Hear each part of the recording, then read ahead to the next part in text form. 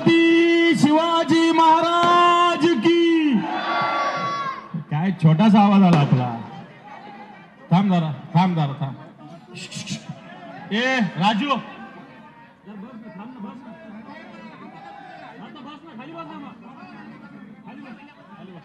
व्यासपीठाच्या छत्रपती शिवाजी महाराज की जय भवानी। आता आणखी जोरात पाहिजे। शिवसेना प्रमुख माननीय बाळासाहेब ठाकरे यांचा, माननीय उद्धवजी ठाकरे यांचा, माननीय आदित्यजी ठाकरे यांचा हा आवाज कुणाचा, हा आवाज कुणाचा। आपण बसा।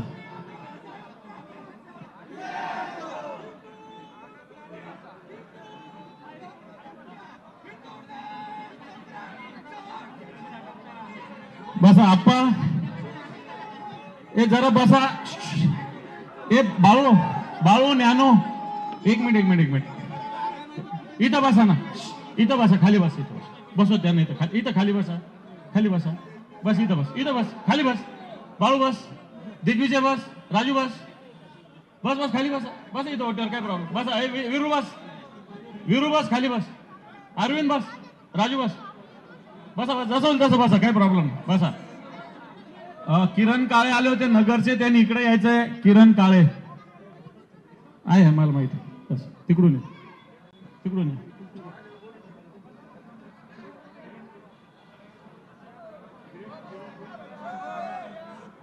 आपण हे जरा ठेवते, ठेवून दे, काही नाही आणायचं इकडं, ठेवून दे तिकडं, नाही सांगितलेलं आहे मी,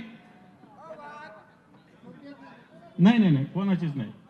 साहेबांना 7:30 वाजता जायचं आहे, 7:05 इथं झालेले आहेत। आपली जरा आता शांत बसा।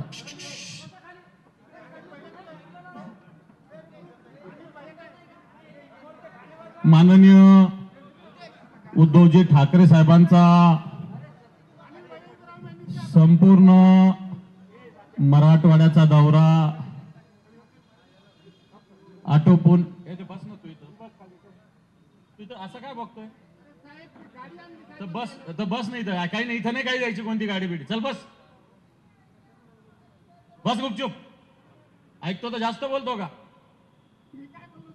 बस चल। याल फेकरे बा, दिग्विजय घेऊन जा बा, नेहमी नाटक करतो काहीतरी, हे घेऊन येतो ते घेऊन येतो।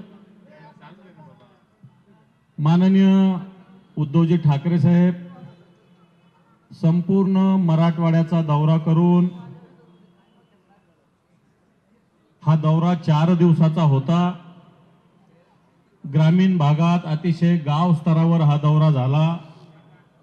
या दौऱ्यामध्ये प्रामुख्यानं जे सरकारने पॅकेज जाहीर केलं होतं, याचा पूर्ण पंचनामा माननीय उद्धवजी ठाकरे साहेबांनी केलेला आहे।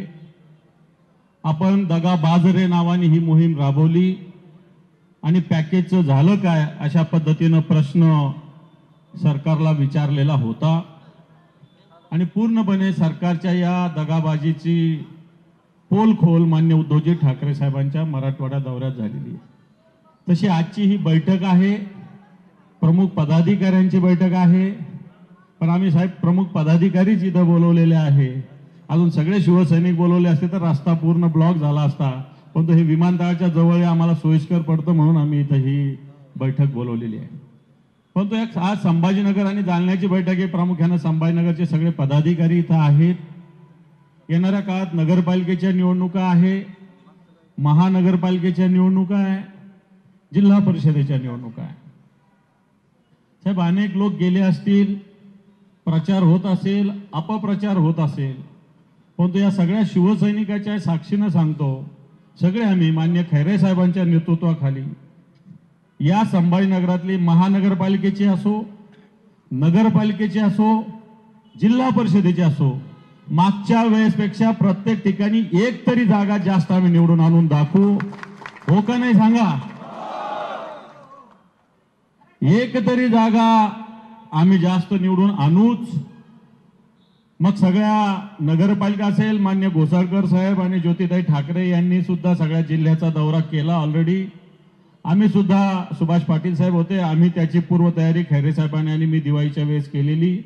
आणि आता आम्ही मुद्दाम गेलेलो नाही, कारण दोन्ही हे संपर्क प्रमुख आहेत. त्यांच्याबरोबर सुभाष पाटील होते, जिल्हा प्रमुख राजू राठोड होते. या सगळ्यांनी सगळ्या नगरपालिका वगैरे दौरा केलेला आहे. सगळ्या ठिकाणी एक चांगल्या पद्धतीनं शिवसेना लढणार आहे, त्याच्यात काही चिंता करण्याची गरज नाही. संभाजीनगर महापालिकेत सुद्धा आम्ही पूर्ण रिव्ह्यू घेतला आणि हेही सांगतो की मागच्या वेळेस जेवढे नगरसेवक होते त्याच्यापेक्षा इथं तरी एक म्हणतो मी, महानगरपालिकेत 4-5 तरी जास्त निवडून येतील अशी आमची स्थिती आहे. ठीक आहे, नवीन लोक असतील, नवीन लोक उभा राहतील, तरुणांना आम्ही मोठ्या प्रमाणावर संधी देऊ.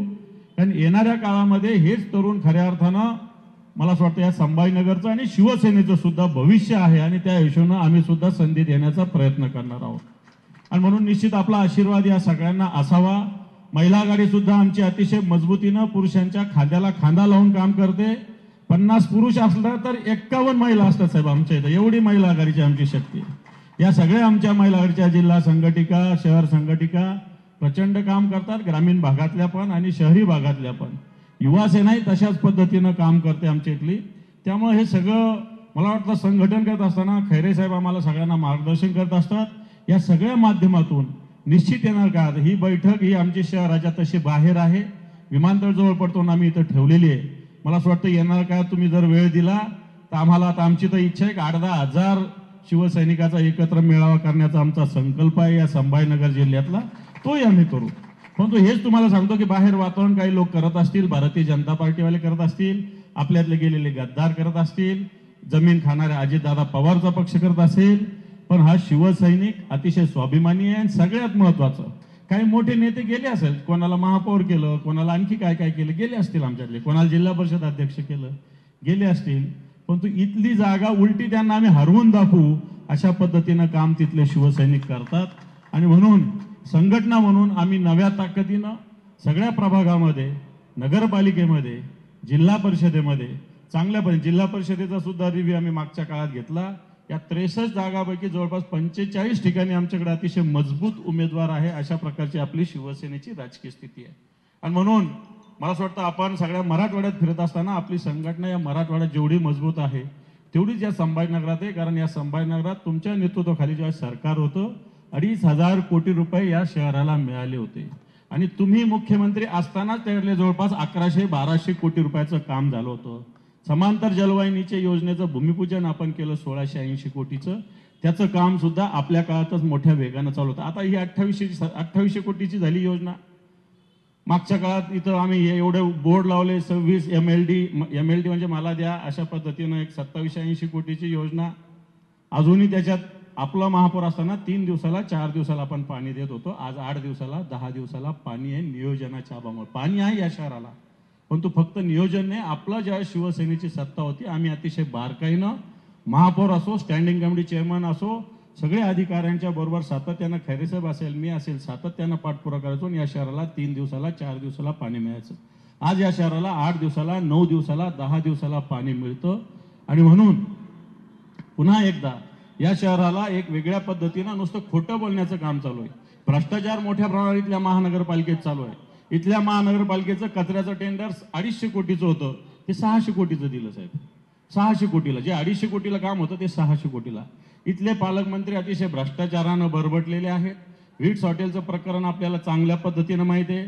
नोटा घेऊन सिगरेट फुंकत कशा पद्धतीनं बसलेले आपल्याला चांगल्या पद्धतीनं पाहिजे. मुंबईवर 72व्या मजल्यावर कशा पद्धतीनं राहतात. इथल्या 22,000 स्क्वेअर फीटचा राजमहालात ते राहतात. इथल्या खासदारांनी जे संदीपान भुमरे एक हिबानामा लिहून घेतला साहेब, जवळपास 250 कोटीची जमीन स्वतःच्या ड्रायव्हरला 20,000 पगार आहे, त्याच्या नावावर 250 कोटी जमीन. आणि आणखी येणाऱ्या काळामध्ये या ड्रायव्हरच्या नावावर जवळपास 532 कोटी रुपये कंपन्सेशन मागतो साहेब. 532 कोटी रुपये या ड्रायव्हरच्या नावावर येणाऱ्या काळात यावेत अशा पद्धतीने प्रयत्न चालू आहे, ते आपण नाही होऊ देणार.